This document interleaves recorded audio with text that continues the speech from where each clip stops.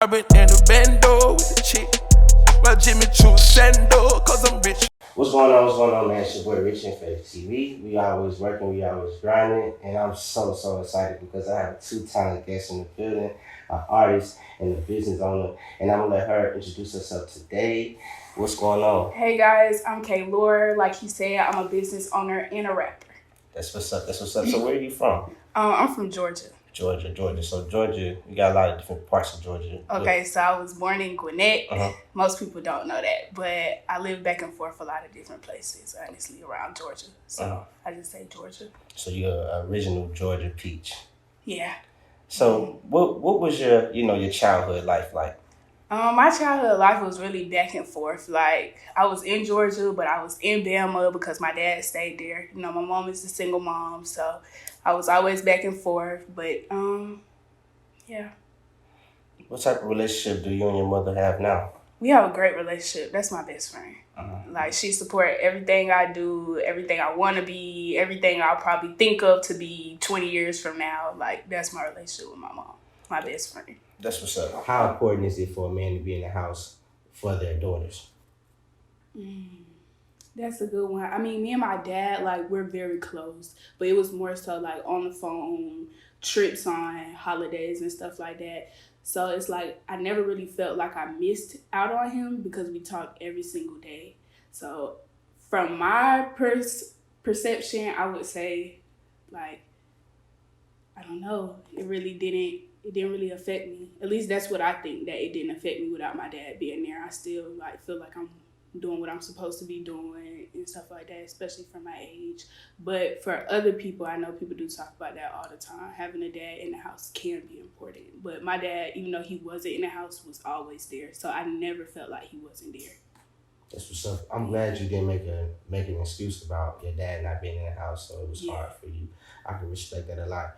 So what type of advice do your dad give you when it comes to how you pick the man you let come in your life? Honestly, I don't always talk to my dad about love, but it's kind of one of them things, like, he wants me to pick the right one, of course. And he's kind of big on, like, just being who you are, and I guess being with somebody who's just as strong as you. Like, don't be dependent on a man, don't run up behind a man, don't be that type of girl. So it's kind of like that type of structure when he speaks of love to me. Boom. Kayla, I noticed something about you. Your first video you shot, it seemed like it was a year ago. According to YouTube, it was a year ago. But I noticed you like challengers. Yeah. Yeah, you got a thing for challengers. A little bit. Is that like your favorite car? Okay. No. It's not my favorite car, but it's my favorite car to use because I know people and they always have a challenger and I don't know why. It's just like, okay, let me use it. And they always let me use it. So that's how it always be in my videos. People ask that a lot though, but challengers are cool. Yeah, I mean, y'all was spinning out in them. Then one video you had a challenger, then the other video you had a challenger. I'm like, okay, she must be a challenger, bro. That thing. I might need to get one though. Yeah, just because of that. Yeah, I mean, it looked good on you. It was cool. I'll fuck with it. So what is your favorite car though? Well, I want a Vet. A Vet. So I guess you could say that's my favorite car because I want a Vet. But as far as like every day, my favorite cars are Honda. I love Hondas because they're reliable. They good on gas. So that's my favorite. Like, if you get what I'm saying, just need a regular car, I'm going to tell you, get a Honda or get a Toyota. That's it. Okay, that's real. I'm saying, even after you get that big contract, that big signing bonus, you going to still ride the Honda just for the everyday car, or you going to update it? No, I'm very sad because I don't even have my Honda anymore. And my mama used to always say, like, when you don't have that Honda no more, you're going to miss it. And that's how I feel now. So I know, like, when I blow, I'm going to still have my regular car because now even with my newer car, it's like I be driving it and I just be like, man, the music ain't even loud like how it was in my Honda. So it's just little stuff. Yeah, Hondas, now that you say that, Hondas do have like a little loud little speaker. Yeah, like they just bump. Yeah, I had a Honda Civic back in the day. A what? A Honda Civic. Oh, I had a Honda Accord. Yeah, I ain't had a Accord. Accord, the four doors. I had a two-door coupe. I actually like coupe style cars. Me too. Yeah, they smooth. I just never had one. Yeah, I don't have a coupe size car where it look like it's kind of cool. Okay, I know what you're talking about. Yeah, it's cool. So your boutique. When did you start that? Well, I started it last year, you can say. That actual, like, the clothing boutique, I started that last year. So how did you build your following up to 37,000 people? And that's really good, especially when you're selling product. Well, I have 2 pages, but that one, it was just like an overtime thing, and that's how that went, just overtime. It wasn't like I made that last year and then just the 37 followers came out of nowhere. It wasn't like that at all. So when you have a huge following like that with your business, with your retail business, do you plan on getting like a actual boutique, like a storefront somewhere? That's what I do think. Like, I always kind of want more, but at the same time, I like the online feel. And then, like, everything that's going on in the world right now is just, like, kind of showing me, like, online is always better. But I don't know. One day I might do a storefront, but I'm not too for sure. That's what's up. That's what's up. I mean, it seemed like you like to deliver. Like, you like to do the pull-ups and interact with your customers. I don't. You don't? I don't like doing that at all. Yeah. At all. I really don't. That's like, I just do it because they ask. So it's like customer service, of course, when you have a business, it's always like your first go-to. But I hate doing deliveries and stuff. It's very annoying, and I don't always like coming in contact with people. So I really don't like it. Yeah. So when did you start back doing deliveries? Because I know during the COVID-19, you probably didn't come in contact with nobody. Yeah, I didn't. Honestly, I just started back probably a few weeks ago, but it's like I was doing deliveries here and there. It just depended on who you were to me, kind of. And I mean, I was doing them here and there, but I just really started back, like, just consistently doing drop-offs probably like a few weeks ago. That's what's up. That's what's up. So how do you manage your music career and your online business? Time management. I try to, like, push for, okay, today this is what I'm gonna do, and then the next day this is what I'm gonna do. Sometimes it is conflicting because, like, I'm not the best with time management, but I just kind of wake up and try to make it work. But it is kind of hard. That's what's up. That's what's up. That's what's up. So how would you describe yourself as an artist? Because when I listen to your music, I hear a lot of bars, a lot of pain. I do hear you diss a lot of niggas. And you hear me dissing niggas? Dissing niggas like hell. So I mean, is a lot of your music motivation come from bad experiences in relationships? I would say yes, but I would say no at the same time. You kind of sound like my dad, because one time my dad called me and was like, when you gonna stop talking about niggas? Yeah, like what you got to say about niggas so much? But I feel like when something happens to me, females also, like friends and stuff, when things happen to me, it triggers like I'm not gonna put my hands on you, or I'm not gonna go off, but I'm gonna go write a song. I'm gonna dish you.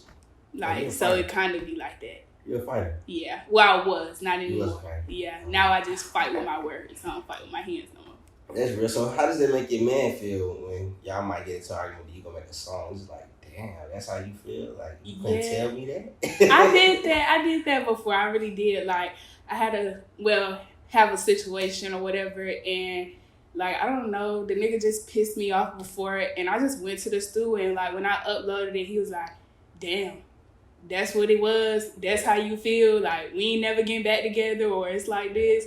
And in my head, I'm like, shit, I'll diss anybody. Yeah. Imagine hearing your girl make a song about how she's gonna break up with you. You gotta hear that shit. Anybody I've ever been in a relationship with has a song about them. Good or bad? Good or bad. You got my own mama. I'm not even gonna lie. I done diss my own mama before and it went viral. So I always tell people, if I done diss my own mama, and I love that lady, but she pissed me off one day and I just went and dropped the fucking track on her. Ain't nobody safe.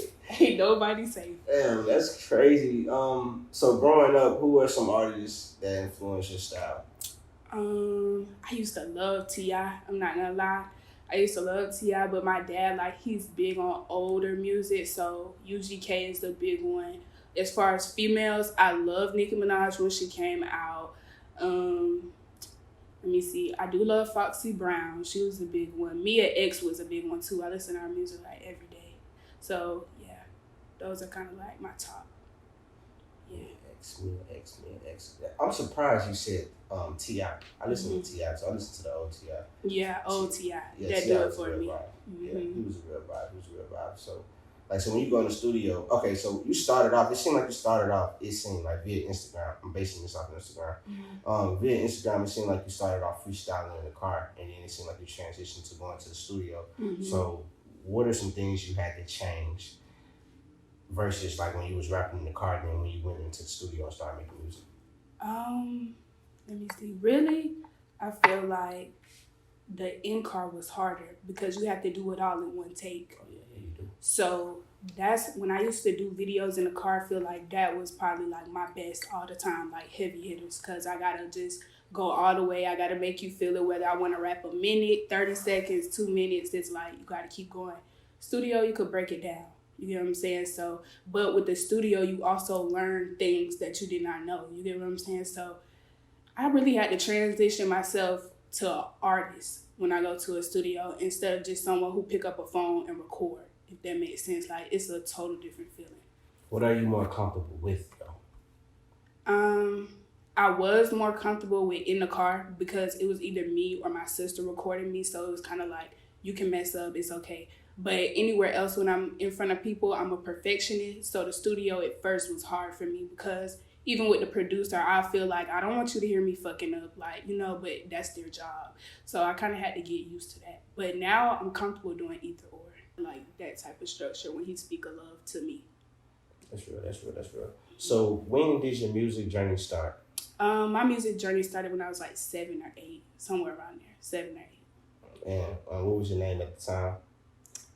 I didn't have a name then, I guess. I guess I was just Taylor then. Like, I didn't have a rap name because I didn't think I was going to be a rapper. Yeah. It was just something like, oh, daddy, I wrote a song, I can rap. It was kind of like that. Taylor game. That's what everybody used to say. I hated that. I hated that. I used to be like, no, don't compare me to Wiz Khalifa. Leave me alone. I'm a Taylor. You know, Taylor, we come from good stock of people. I mean, we the originators of the world. I hated that my mom named me that, though. Why? You don't want to be a Taylor? I thought it was so simple. Like, in Georgia, everybody's name is Taylor. Really? Yeah. In Alabama, not really. But Georgia, it's always a Taylor. Really? I ain't run across that. And I grew up in Georgia. I'm originally from Chicago, but I grew up in Georgia, and I didn't really come across a lot of Taylors. I came across a lot of Johnsons, Jacksons, Smiths, Davis. Well, see, that's because yours is last name. Mine was first. So it's like in class, it was always Taylor 1, Taylor 2, Taylor 3, stuff like that. Yeah, I mean, now that you say that, Taylor can be a common first and last name. Yeah. It's the best. What inspired your recent video? Well, what inspired it was that it was going to be my last remake or whatever.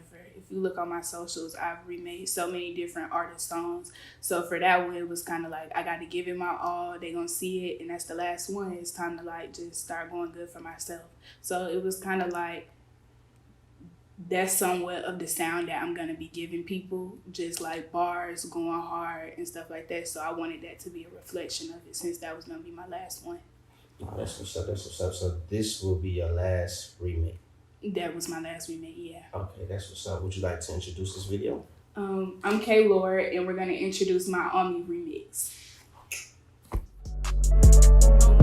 Can't be forcing no relations when I'm certain who I am. I know it's bitches out here stalking, but they not my only fan. I've been running on my bed like I don't got another chance. I'm not stunned on that these niggas say, cause ooh, they just be talking. Only thing a bitch can afford to do is keep on watching. On my good or bad days when I need some quick cash, I call that boy Keith cause he wanna make it last. I guess I do my job good, I'm the number one special. He spit some racks a couple times and then I left him. I like them Hellcats, big engines or the Teslas. I like them real hood, but he fly me straight through Delta. I told him, come and spend a check.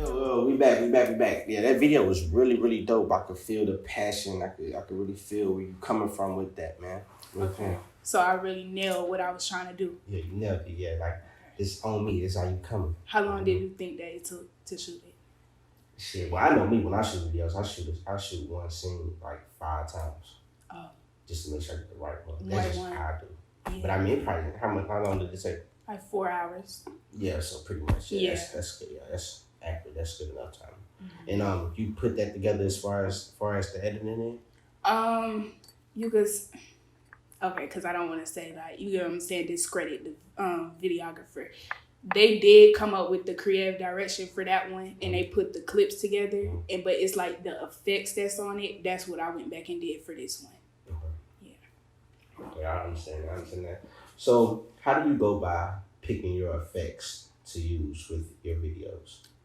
It's crazy because it's like sometimes I hate to say like I just see it, but it's like I do. Like, even when they send over clips, I'd be like, nah, that's not supposed to go right there. Like, I think it started, like, when I was, like, 11 or 12, flipogram and lomatives and stuff like that, how you put the pictures in a certain way. Yeah. That's really how I started editing. You get what I'm saying? Okay. So now with videos, I instantly just know what I want. Oh, yeah. You might got a little undercover talent for film developing and editing. You might need to look into that. I think I do. Like, sometimes I'd be like, maybe I should start it. My family tell me that I should, but I kind of just be like, I have too much going on. But you never know what direction things are going in. No, I understand that. So you just recently graduated from college, right? Yes. How does that feel? Amazing. I really didn't think it was going to feel as good as it does, honestly, because I wasn't the one that was, like, teen college at all. Like, so graduating, it feel good. What school did you go to? 3 colleges. Yeah. I went to TSU, KSU, and Southern Crescent. Yeah. Mm-hmm. So how hard is it being an artist and also being a student? That was probably the hardest thing I had to do in my life, because you're choosing what you love. It's like you kind of battling between what you love and what you want to get into. But it's like what you love, if it's doing this thing right now, you kind of always feeling like, why am I over here? Why am I sitting over here doing homework when I could be in the studio, bringing numbers, doing a show? Like, why am I here? That was always the battle I was going through. Okay. So it was like really hard to stay down in school, if anything. That's probably like the hardest battle I ever been through. Really? Mm-hmm. That's what's up. You ain't tearing up on me, are you? No, like, I'm about to. Oh, no, okay. I ain't know. I ain't want to be. You can be comfortable. I didn't know. I ain't know. No, I'm just thinking about it. Like, my family really pushed me for that shit. Like, college is a big deal, and I didn't realize it until I walked across that stage. Like, I always tell my mom, like, these last couple days since I graduated, I didn't know what college ever meant until it was done. And it's like, to a certain extent, that's the fucked up part about it. Like, that's the real sad part about it. I did not know how much it meant until it was done. Yeah. And it's like, now I don't want to go back, but it's done. Yeah, it's a wrap. It's a wrap. Mm-hmm. Yeah, man, that's what's up. I didn't know that really played a major part in your life. Yeah. You know what I mean? I respect that a lot. So what do you plan on doing with your degree, or are you just gonna continue just to do the music and be a business owner? Well, I did get a certification with the business and stuff, so that's gonna be what I guess use it for now. But as far as the interdisciplinary studies part, I don't know just yet, because that wasn't like my main thing when I first entered college. So my actual degree to use it is kind of on hold. I'm just kind of inspired to do everything else right now. That's awesome. When did you start understanding your worth as a woman? As a kid, I'm not gonna lie, I've always been confident, but my worth, really probably last year. So 19 is when I really realized like my worth, at 19. That's real. What are some things women have to go to? What are some things women have to go through just to get to that point where they know their worth and they understand their worth? Well, it's like, I guess every individual is different, because I know some women, like my little sister, for example, it just seemed like since she was born, she just know who she is, know her worth. That's just what it is. You can't tell her different. But I feel like experiences make you know your worth. You know what you will and won't tolerate. You know what feels good to you. You know, like how you look, your appearance. Like, I don't know, it just takes time and experience to me to kind of like evaluate your worth, because at a certain age, it's like we just listen to what our parents tell us. Then we listen to what our teachers tell us. Then you get into your first relationship, you listen to what your man tells you about yourself. But then you got to get to a point of, what do you feel about yourself? You get what I'm saying? Not with nobody else, like not your grandma, not your uncle, nobody. Like, how do you feel? When you look in the mirror, what do you think? So, I don't know. I feel like experiences for me is what made me realize my worth. Does being a female artist and being an artist, period, does it kind of like kill your insecurities? Sometimes. Sometimes it does kill my insecurities, because, like, I don't know, I just be feeling myself or whatever. I really be feeling myself when I rap, but also other people. Like, Honestly, I know this might sound crazy, but I really never had a bad critic yet. Even like when I went viral or different things, the most people have ever said about me was I look young. But it's like my personal insecurities that others didn't know about, they will always say they love that. So it kind of like would make me feel better. Like I used to hate my voice. That's an example. But when I drop music, that's like what people always say. Oh, I love your voice. I love your voice. I love your voice. And I'm like, that's a big insecurity for me. But just because I rap, they make me feel better about it. So, yeah. I want to say this real quick. Listening to your music and looking at you via Instagram, your energy is way different. It is? Yeah. You come across a little mean. Really? On Instagram? Yeah, I mean, but maybe that's because of your persona as a rapper, and you got to be on your gangster shit, your tough girl shit. Yeah. But in person, you're really a genuine, nice person, though. I want to let you know that. I like that because, like, a lot of people always have got that perception. Like, even as a little kid, like, when I used to go to new schools, people just look at me like I'm the mean girl. And I used to be like, no, like, I love everybody. That's not me. I don't know. So it's kind of cool that you said that. Yeah. So what's next? What's next for me is basically I'm dropping songs with a visual, and after that I just kind of want to build up momentum. That's why I'm doing that. But after that I'll be dropping a project. That's what's up. And you don't have a project out as of yet? I don't have a project. Do we have a name for one? No. No, it's kind of like it's been some names thrown here and there, but not one that's like that's it. Like that's what it's gonna be. I don't know yet. That's what's up. Well, I really appreciate you, and taking the time out your day, to come do the interview with us. You're officially a rich member. Okay. She's a rich member, y'all. Make sure y'all go check out our boutique, too. Give them your website. My website? KLORboutique.com. Instagram, let them know how to find you and all that great stuff, too. Okay, so my Instagram, I have 2 for my business. It's going to be klor.boutique, and then another one for customer service, just KLOR Boutique. The website is the same, klorboutique.com. But you can find my personal Instagram at _badgaltay, _BADGALTAY. Yes. And like I said, she is the GOAT. The GOAT. Entrepreneur, artist, doing it both on a high level. Y'all need to tap in with her. Y'all probably can learn something from her. And is there anything you want to say before we leave? Nope. That's about it. That's about it. This your boy Rich and Faith TV. We always working. We always grinding. You want to say it too? I was about to say my name. I'll say it name again. Okay, and I'm KLOR. KLOR. She always working. She always grinding. She a rich member. And we out. Thank y'all so much. See y'all again.